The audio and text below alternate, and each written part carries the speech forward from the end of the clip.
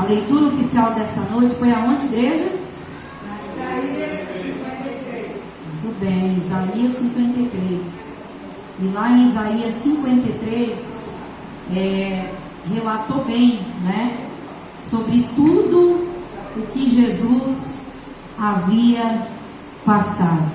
E eu não sei o que você tem falado com o Senhor, eu não sei como você tem se sentido nos últimos dias, mas o Senhor nessa noite, através da sua palavra, Ele nos traz à memória o seu grande amor. Um amor que não foi fácil, né? Um amor que não foi fácil chegar até nós, né? Não é de qualquer maneira que esse amor chegou até nós. Para eu e você estarmos aqui, foi preciso um processo muito, muito doloroso, né? E eu quero estar aqui lendo com vocês também no livro de João. Abre aí a sua Bíblia no livro do Evangelho de João, capítulo 19, a partir do verso 12, que você fique ligado com os céus, não deixe nada te atrapalhar, né? Não é hora de conversar, não é hora de levantar, né? É hora de prestar atenção, porque é a hora mais importante de um culto, é a hora da ministração da palavra, né? Porque o Senhor, Ele tem orientações para a nossa vida. João capítulo 19, a partir do verso 12, diz assim: a partir desse momento, Pilatos procurou soltá-lo, mas os judeus clamavam: se soltas a este, não és amigo de César. Todo aquele que se faz rei é contra César. Ouvindo Pilatos essas palavras, trouxe Jesus para fora e sentou-se no tribunal, num lugar chamado Pavimento, no hebraico Gabatá. E era pareceve pascual, cerca da hora sexta, e disse aos judeus: eis aqui o vosso rei. Eles, porém, clamavam: fora, fora, crucifica-o. Disse-lhe Pilatos: hei de crucificar o vosso rei? Responderam os principais sacerdotes: não temos rei senão César. Então Pilatos o entregou para ser crucificado. Tomaram eles, pois, a Jesus, e ele próprio, carregando a sua cruz, saiu para o lugar chamado Calvário, Gólgota em hebraico, onde o crucificaram, e com ele outros dois, um de cada lado, e Jesus no meio. Pilatos escreveu também um título e o colocou no cimo da cruz. O que estava escrito era: Jesus Nazareno, o Rei dos Judeus. Muitos judeus leram este título porque o lugar em que Jesus fora crucificado era perto da cidade, e estava escrito em hebraico, latim e grego. Os principais sacerdotes diziam a Pilatos: não escreva Rei dos Judeus, e sim que ele disse: sou o Rei dos Judeus. Respondeu Pilatos: o que escrevi, escrevi. Os soldados, pois, quando crucificaram Jesus, tomaram-lhe as vestes e fizeram 4 partes para cada soldado, uma parte, e pegaram também a túnica. A túnica, porém, era sem costura, toda tecida de alto a baixo. Disseram, pois, uns aos outros: não a rasguemos, mas lancemos sorte sobre ela para ver a quem caberá. Para se cumprir a escritura, repartiram entre si as suas vestes, e sobre a minha túnica lançaram sortes. Assim, pois, fizeram os soldados. Amém? Olha o que Jesus passou. Aqui é mais um pedacinho do sofrimento, né? Nós lemos lá em Isaías uma parte, e aqui também tem mais uma parte. O Senhor falava no meu coração nesta tarde sobre o amor incondicional. Como eu dizia no início do culto, hoje é culto da família, né? E o Senhor falava comigo: fala de mim como pai. Fala de mim como pai. Um pai que abriu mão do seu único filho para que eu e você estivéssemos aqui e fôssemos tratados como seus filhos. O Senhor, nosso Deus, tudo Ele projetou. A família é um projeto. aspecto sagrado de Deus. Aleluia. A família é um bem mais importante que o ser humano pode adquirir nesta terra, né? E Deus, ele tinha lá em cima Jesus. Lá em cima ele tinha Jesus, mas ao olhar sobre a terra, o seu olhar sobre a terra, ele viu que a maldade iria contaminá-la. E só havia uma maneira de salvar a estas criaturas que ele com suas próprias mãos havia criado. Aonde ele colocou, né, essa frase, este lema, que sem derramamento de sangue nunca haverá remissão de pecados. Então, a cruz de Jesus foi o palco do amor de Deus. Muitas vezes, nos cultos de memorial, que é os cultos de Santa Ceia, tem muita gente que faz descaso, tem muita gente que não respeita. Por quê? Porque não ama a esse Deus como de fato muitas vezes os lábios cantam, os lábios diz, mas no fundo não entende esse amor de Deus, não ama. E a cruz foi o palco do amor de Deus. Deus nunca escreveu nas nuvens I love you, né? I love you. Nunca escreveu I love you nas nuvens. Nunca o Senhor botou lá no arco-íris algumas letrinhas ou coraçõezinhos para mostrar à humanidade o seu amor. Mas foi ali na cruz do Calvário que ele esculpiu o seu amor por mim e por você. Foi lá na cruz do Calvário, quando ele criou os céus e a terra. Diz a palavra do Senhor, já estava tudo escrito, tudo determinado. E na minha e na sua vida o Senhor também já tem tudo escrito, tudo determinado. E muitas vezes nós ficamos, Senhor, mas por que disso? Para que isso? Por que esse processo? Eu não estou entendendo. E o Senhor fala para mim e para você, ei, vocês não estão entendendo nada. Mas entenda que eu sei o que eu estou fazendo. Esquecemos que o nosso Deus, ele é um Deus onisciente. O que é um Deus onisciente? Um Deus que tudo sabe, né? Um Deus que tudo sabe. E ele é soberano em sabedoria. E a cruz de Cristo, ela é a maior prova do amor de Cristo. Nós lemos lá no início do culto, em Isaías 53, tudo que Jesus passou. Ele levou sobre si os nossos pecados. Aquela cruz era um símbolo de maldição. Ali aquele peso era o meu e o teu pecado, para que eu e você hoje estivéssemos aqui sendo chamados de filhos, para que eu e você tivéssemos os nossos pecados perdoados, para que toda lepra, toda enfermidade do pecado fosse retirada de nós. Se Jesus ali não tivesse ido àquela cruz, eu e você não estaríamos aqui. Deus já tinha projetado. Ele disse, olha, sem derramamento de sangue não há remissão de pecado. Quando ele fez os primeiros povos, quando ele fez Israel, quando ele chamou Israel, mandou construir ali o tabernáculo para o povo adorá-lo, ele instituiu que deveria haver sacrifícios. Era preciso haver derramamento de sangue de animais pelas mãos de um sacerdote, para que este pudesse ter os seus pecados perdoados. Mas quando Jesus foi à cruz, o véu do templo se rasgou, o seu sangue ali jorrou, para que eu e você não precisássemos mais trazer nenhuma pomba, trazer nenhuma ovelha mais para ser sacrificada, para que eu e você pudéssemos simplesmente reconhecer, confessar nos nossos lábios e alcançar o perdão e a misericórdia do Senhor. A morte de Cristo. Você que tem dito, será que Deus me ama? Eu digo para você, Ele te ama, porque a morte de Cristo é a maior prova de amor que nós temos da parte do nosso Deus. Um rei que deixou toda a sua glória e veio para este mundo tão efêmero, tão simples, tão cheio de tantas coisas.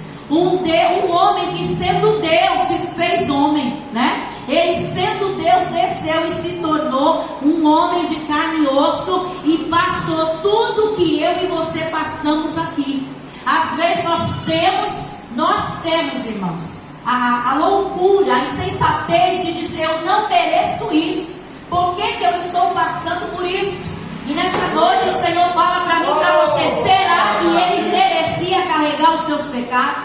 Será que Ele merecia aqui, ser cuspido? Será que Ele merecia ser caluniado? Será que Ele merecia ser furado? Será que Ele merecia ser coroado com aquelas coroas de espinhos que atravessaram o seu cérebro?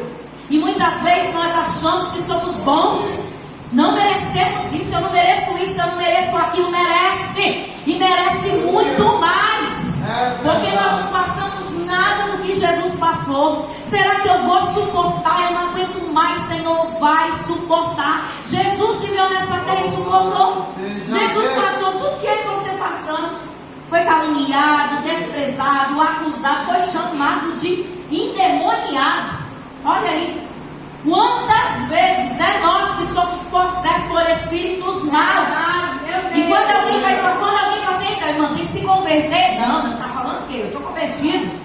Mas as ações não mostram isso. E o nosso Deus, que era puro, que não tinha pecado no seu coração, nós lemos em Isaías 53, que não trazia pecado na sua língua, irmãos, que era irrepreensível diante de todos os homens, que por onde ele passava, Carolina, ele só curava, ele só transformava vidas. Foi o que os jovens cantaram aqui. Era aquele que tocava, lavassuri andaramanaia, e trazia vida em meio à morte. E quantas vezes nós olhamos para alguém ou tocamos, em vez de soprar vida, nós sopramos morte. Aí você diz que você não merece passar por isso? Será que você tem soprado vida ou você tem soprado morte? Será que você tem soprado pureza ou tem soprado maldição? O que nós carregamos dentro de nós? Porque Cristo não carregava nenhum mal. A Bíblia fala lá em Isaías, falou, nenhum dolo, nada que pudesse acusar, nada de sujeira dentro dele.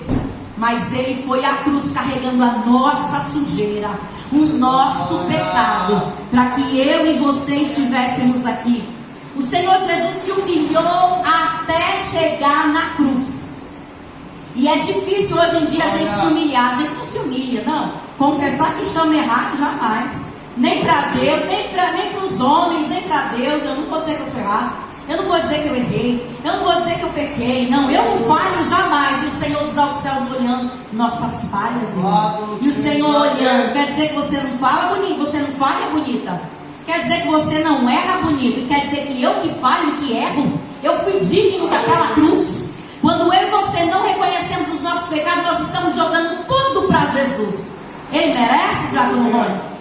Merece? Não, igreja, para e pensa. Ele não merece. Mas com as nossas ações, nós cuspimos no sacrifício da cruz. Cuspimos no amor de Deus. E Deus tudo está vendo. Ele sendo o autor da vida, Ele deu a sua vida por amor a mim e a vocês. Jesus podia muito bem, sendo Deus, irmãos, fulminar todos aqueles que chateavam Ele no caminho. Fulminar aquele que pegou as suas mãos lá com cravos na cruz. Fulminar o outro que ainda veio furar Ele. Ele poderia ter falado qualquer coisa ali e acabado com aquela raça. Jesus estava morrendo por um povo que era o seu povo, os judeus. Os judeus falaram o que para Pilatos? Olha, fora, crucifica-o. Quantas vezes nós estamos gritando, crucifica-o, com as nossas ações, igreja? Quantas vezes nós estamos cuspindo no rosto de Jesus? Quantas vezes nós estamos furando o lado de Jesus com as nossas ações? E achamos que ninguém está vendo, ninguém está escutando. O Pai está vendo. O Pai de Jesus, que deu seu único filho, está nos observando. E nós batemos no peito. Eu não mereço, eu sou boa, eu sou bom. Eu não mereço, Senhor, sou teu filho. E o Filho de Deus Pai merecia tudo isso? Quer dizer que ele merecia, você não. Você não pode viver processo nenhum. Você não pode sofrer. Você não pode passar fome. Você não pode ficar sem um teto para dormir. Você não pode ficar despido. Jesus ficou nu, arrancaram a sua capa lá na cruz do Calvário. Foi desse jeito aí. Você pode ser cuspido. Não, ninguém cospe. Jesus foi cuspido no rosto e ofereceu a outra face. E a palavra do Senhor falou lá na leitura oficial que Jesus ele foi para a cruz como um cordeiro mudo. Quantas vezes o Senhor quer nos fazer viver processos que nós temos que ir calado, mas a gente fica dando coice aqui e acolá. A gente fica budejando aqui e acolá. A gente fica resmungando. A gente fica de ti, não, porque eu não aceito, não, porque eu não concordo, não, porque quem é você? Jesus passou por tudo por amar você calado, como um cordeiro mudo. E o Senhor nessa noite nos convida a calar, te cala, escuta, aceita, porque é Deus que está fazendo eu e você viver o processo, eu e você passar por o que temos que passar nessa terra. Calado. Jesus não reclamou, com o pai dele, papai, eu tenho que ir para a cruz. Não, Jesus foi calado. Quando vieram prender Jesus, o Pedro, que era o mais estressadinho, pegou logo a espada e pá, nas orelhas de Malco. O que foi que Jesus fez? Pegou a orelha do soldado e fez logo a cirurgia instantânea. Colou a orelha do soldado e disse: ei, Pedro, te acalma aí, é preciso eu passar. Eu tenho que passar, Pedro, porque se eu não passar, Pedro, tu também não vai viver. E tu tem que viver porque tu vai levantar a minha igreja nesta terra. Você não está entendendo. O Senhor faz aí você viver os processos, porque nós temos missão para viver nesta terra, para cumprir o chamado. Se não passarmos, entendermos isso, você não vai viver nada. Você não vai fazer a diferença, vai ser mais um no meio da multidão. Mas Pedro tinha uma missão, e Jesus sabia que ele também tinha uma missão. E como exemplo, Jesus suportou. Jesus suportou humilhações. Jesus suportou difamações. Jesus suportou zombaria de Jesus. Olha lá o que nós acabamos de ler. Ei, você é rei dos judeus? Tá de brincadeira. Quantas vezes você fala para alguém que você foi chamado e escolhido por Deus? Quantas vezes você diz que você é um diaconisa, uma obreira, um missionário, que você tem um chamado amanhã de evangelista, e as pessoas fazem a zombar da sua cara? Você, porque é isso que o inimigo faz conosco, irmãos. Agora nós não podemos estar dando coice nas pessoas, não. Nós temos que entender, tem que falar como Jesus. Jesus da cruz, ele olhou para todo mundo fazendo um monte de coisa com ele e disse assim: Pai, perdoa porque não sabem o que dizem. Perdoa porque não sabem o que fazem. É o que nós temos que fazer. Senhor, perdoa. Perdoa a irmã ali, Pai, porque ela não sabe o que ela está fazendo. Ela não sabe o que ela está dizendo, Senhor. É assim que nós temos que fazer. Jesus sendo bendito eterno. Eterno que é bendito. Bem falado, né? Não existe essa palavra bendizido, por isso que se fala bendito, né? Bom, uma pessoa que ninguém terá o que falar nunca. Mesmo assim, ele foi até a cruz e se fez maldito lá. Por mim e por você, ficou sendo mal falado, ficou sendo chamado de ladrão, de assassino, porque aquela cruz era para os piores da cidade. E Jesus foi até aquela cruz, olha, ficar ali, sendo exposto, sendo que ele não tinha culpa de nada. Quem eram os culpados de Jesus estar na cruz? Eu e você.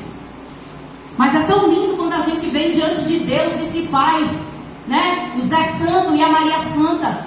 Senhor, eu sou santa. Senhor, não mereço. Senhor, eu preciso do melhor desta terra. E o Senhor dizendo: quando eu estava nesta terra, eu não vivi o melhor desta terra. Eu vivi foi cuspe, desprezo, calúnia, mas continuei a minha marcha, porque ele tinha compromisso com o Pai. Tu pensa que ele ficava se justificando para quem ficava acusando ele? Quando ele chegava num ambiente que tinha gente lá só para bisbilhotar, para ver se Jesus ia pecar, que eram os fariseus, ou para ficar contendendo com ele, ele fazia a missão e pegava o beco. Tinha vezes que procuravam Jesus, nem viam Jesus. Tu acha que Jesus ia para cima ficar batendo boca com eles? Irmãos, quando você sabe qual é a sua missão, quando você sabe quem você é para o Senhor, quando você sabe que é preciso suportar humilhação, que é preciso suportar o que Jesus passou nesta terra, você não vai ficar embaraçado. Você não vai se embaraçar, porque você já sabe. A vitória é de quem? De quem continua a marcha, de quem suporta o processo, de quem olha para a cruz, de quem procura seguir o exemplo de Cristo. Somos uma igreja chamada o quê? Igreja cristã. Sabe o que significa isso? Tem gente que não sabe. É o povo que segue o exemplo de Cristo. Mas será que nós estamos seguindo o exemplo de Cristo? Será que nós estamos seguindo o exemplo de Cristo? Porque Cristo, ele foi cumprir a missão dele, ó, calado. Ah, missionário, eu não aguento ficar calada não. Então ainda não está sendo cristão, tem que se converter. Ah, missionário, mas se pisar no meu pé, eu vou lá e arranco e esfolgo os 5 dedos. Não está sendo cristão. Porque Jesus sendo cuspido, sendo caluniado, a Bíblia fala que ele foi calado. Ei, olha bem para você no espelho, o Senhor Jesus ficou com a sua face desfigurada. E olha para você, você ainda consegue passar uma maquiagem bem bonita, vir bonito para a igreja? Você já está nesse estado desfigurado? Você já foi furado? Você já foi cuspido? Não. Você está nu? Não. Já te pregaram na cruz? Não. Temos que ser cristãos de verdade. E o Senhor falava comigo sobre o amor incondicional. E o que é uma família? Uma família é uma instituição criada por Deus. E mais, você sabe a importância de uma família, igreja? A família é a base da sociedade. Sabe o que significa isso? Os teus vizinhos, os teus familiares que não conhecem Deus, eles ficam prestando atenção no teu modo de viver. Eles ficam prestando atenção como anda a sua família, como procede você e a sua casa. Nós temos que entender que nós temos que ser o quê? Exemplo. E é fácil, irmão, ser exemplo? Não. É dentro da nossa casa que nós somos testados mesmo. É dentro da nossa casa que nós temos que carregar a cruz. O que foi que Jesus falou, hein? Aquele que me ama, aquele que quer me seguir, pegue a sua, tome a sua cruz e me segue. Tem gente, Jesus, corta a cruz aí que está muito pesado. Senhor, não aguento mais.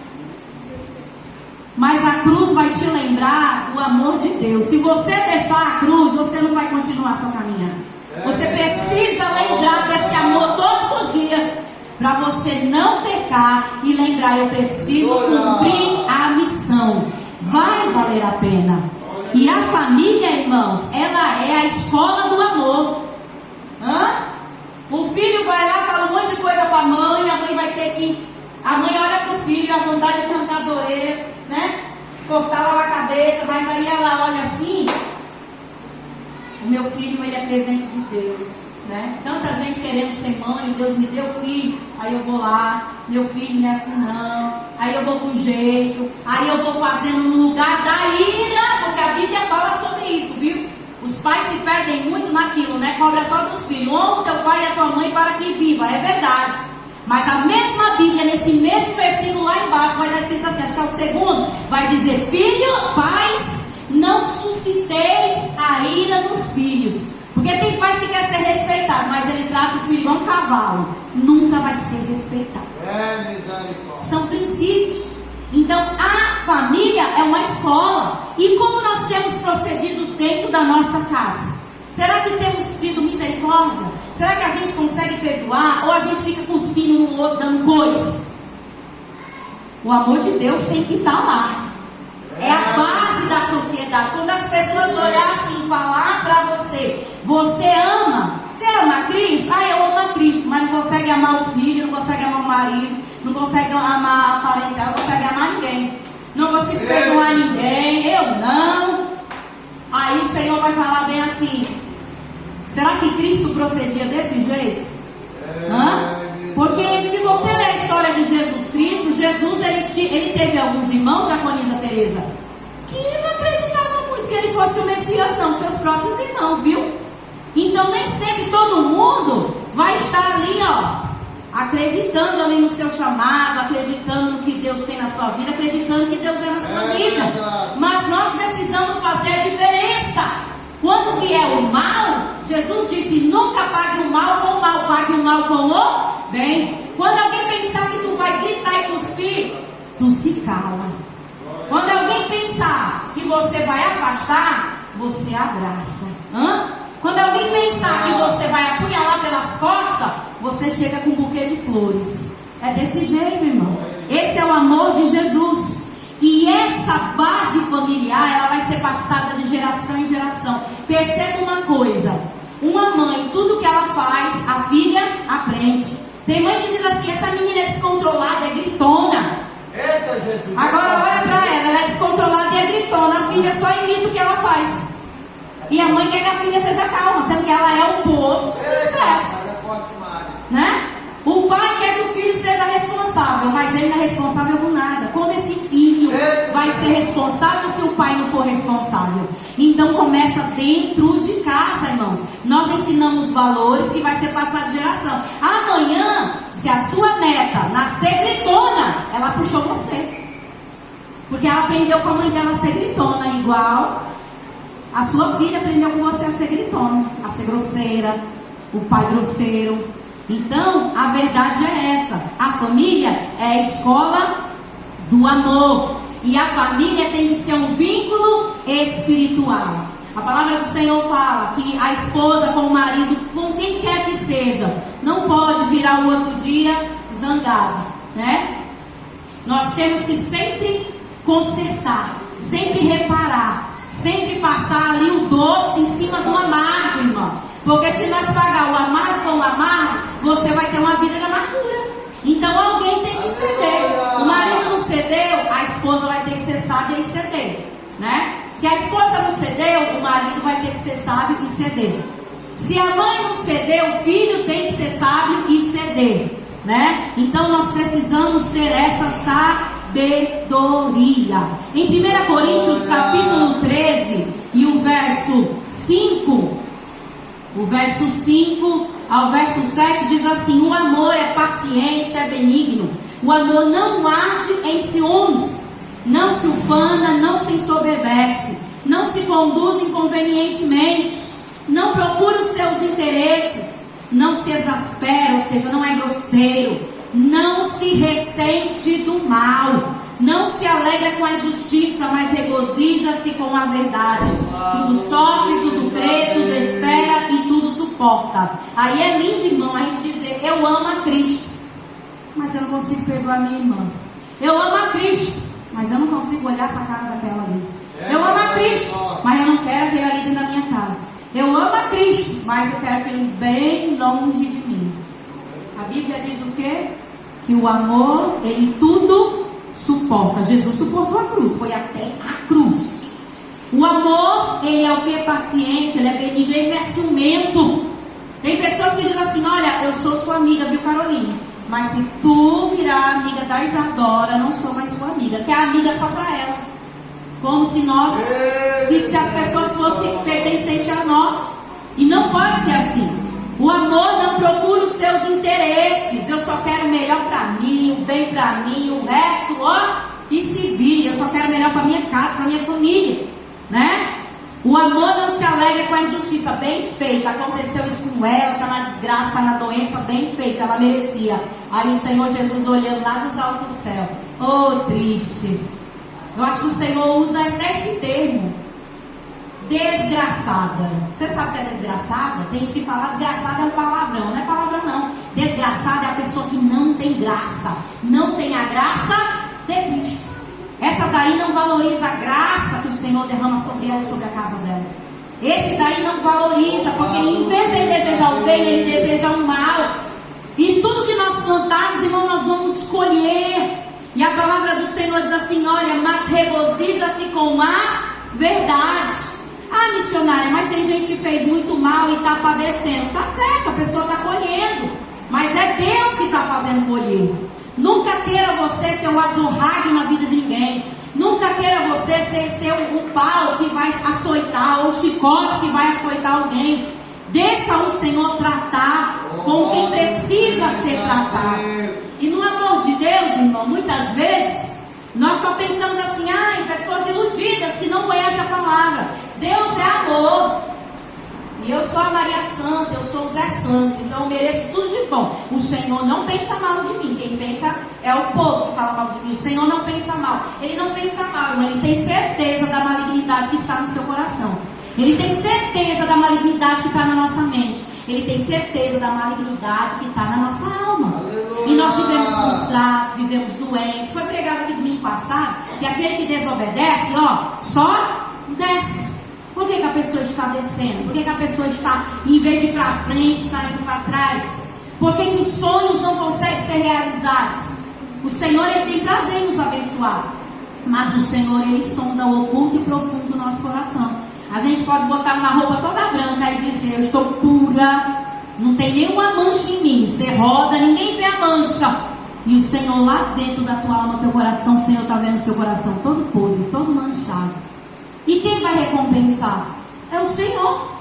Aí você bate no peito nessa hora, Senhor, eu preciso, eu mereço, eu não posso passar por isso. E o Senhor está olhando, ei, sepulcro caiado. Por fora está bonita, mas por dentro está imunda.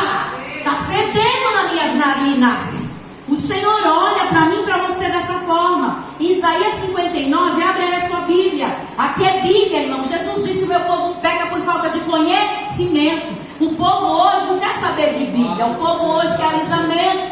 O povo quer a gente dizendo: você está pecando, continua, que está bonito. Está bonito para entrar no inferno, mas não no céu. A palavra do Senhor fala em Isaías 59, abre aí.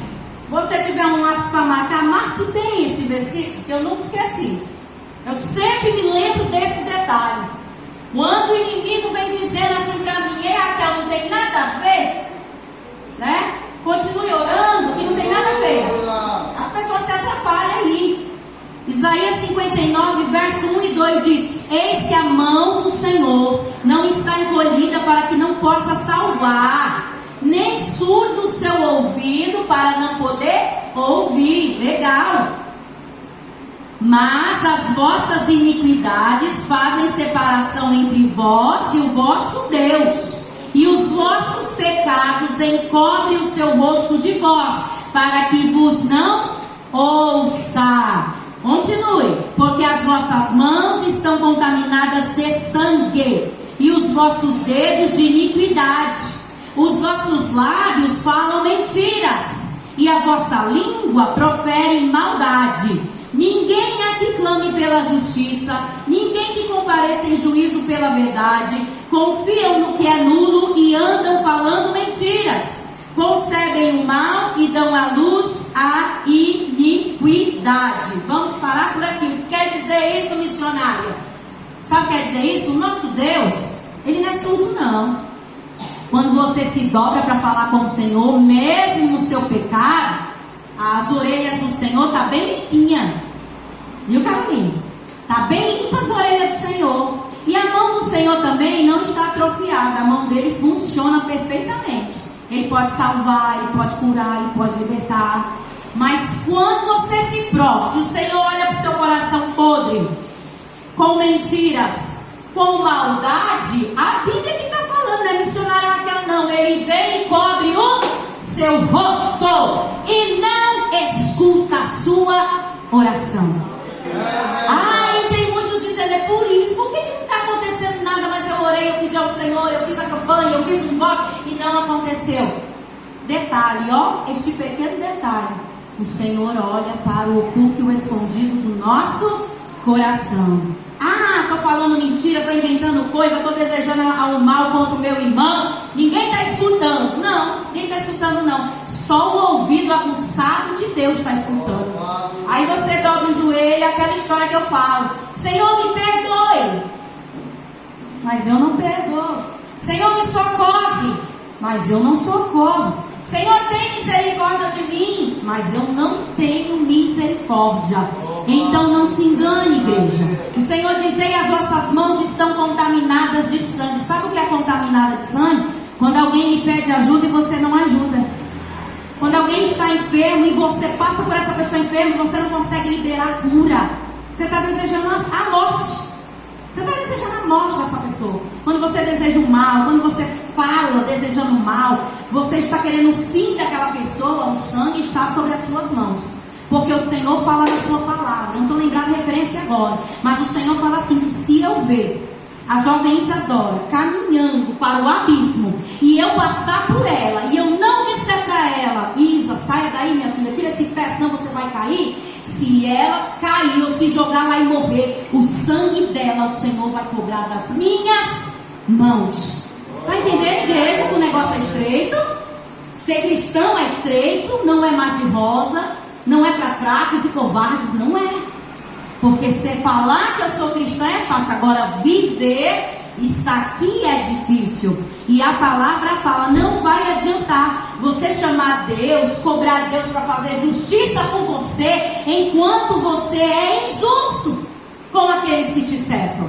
Não vai adiantar. Senhor, faz justiça por mim, mas você vive praticando injustiça com todo mundo.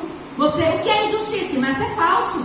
Você vive andando com falsidade com um e com o outro. Aí quer que Deus socorre você, que Deus lhe ajude. A palavra do Senhor diz que Ele é sincero e tem compromisso com aqueles que estão sinceros e tem compromisso com Ele. Ah não, tem um compromisso só comigo, então não chama por Deus não. Vai resolver seus problemas sozinho.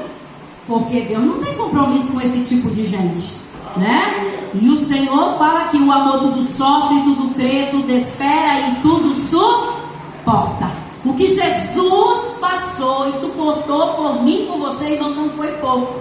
E nenhum outro passou. E nenhum outro que é idolatrado por aí em outras religiões passou. Satanás não passou o que Jesus passou, né? Então nós temos que pensar, eu adoro de fato meu Deus, eu amo de fato meu Deus. Senhor, então é isso que está acontecendo, eu estou errando, Senhor. Eu sempre falo, faz aquela oração, me ajuda a melhorar. Não espera ninguém ficar dizendo para você o que você tem que fazer, não, porque o Senhor já disse, ó, o Senhor já falou. E o quanto antes você procurar se corrigir, rapidamente o Senhor vai ter prazer em fazer assim, ó. Quem é que está de joelhos é a Francisca. Epa, fala minha filha, fala que eu te escuto. Olha o que foi que ele disse quando Jesus estava cumprindo a missão ao ser batizado com 33 anos. Jesus mandou aquela pomba aí dos altos céus, escutou a voz. Este é o meu filho, em que compraz a minha alma. Sabe o que significa isso? Esse é o meu filho em que me dá prazer a minha alma, em que alegra o meu coração. Será que Deus tem olhado para mim, para você e tem dito, olha, você tem me dado alegrias, filha. Você tem me dado alegria, filho. Será, guerreiras, que vocês têm sido Abigail? Será que Deus tem olhado do céu e dito assim, ó, essa alegra o papai? Abigail significa aquela que alegra o pai. Ou não? Eu só tenho procurado me alegrar, o resto é resto. Não, você está aqui respirando para alegrar o pai. O pai. E nós precisamos nos corrigir. Esse foi o amor incondicional. Mas para que nós venhamos chegar às mansões celestiais, não vai ser de qualquer forma. Jesus passou o processo. E eu e você não queremos passar o processo. A gente quer ficar budejando, resmungando, dando coisa em todo mundo, achando que todo mundo é culpado. Só que Jesus está falando, não, foi eu que determinei, foi eu que projetei. Se você quiser chegar lá, você vai ter que suportar, vai ter que entender o que é o amor. O amor de Jesus, ele não viveu aqui em mar de rosas não era onde ele passava todo mundo dando presente, tirando um selfie com ele, chamando ele para pegar o microfone para pregar lá nos lugares mais especiais da terra. Foi não. Quem era Jesus, irmão Gabriel? Jesus era chamado de doido, de mágico, de filósofo, de tantã. Quantas vezes nós somos chamados? Você é doido. Isso é uma véia, tá véia. Eu já fui chamada de ela tá ficando véia. Não liga porque ela fala não. Ah não, você não liga. Eu tô falando da Bíblia. Se você quiser ligar, eu vou véia para o céu. E você vai nova para o inferno. Presta atenção, irmão. Presta bem atenção. Isso aqui é a palavra de Deus. Ela não volta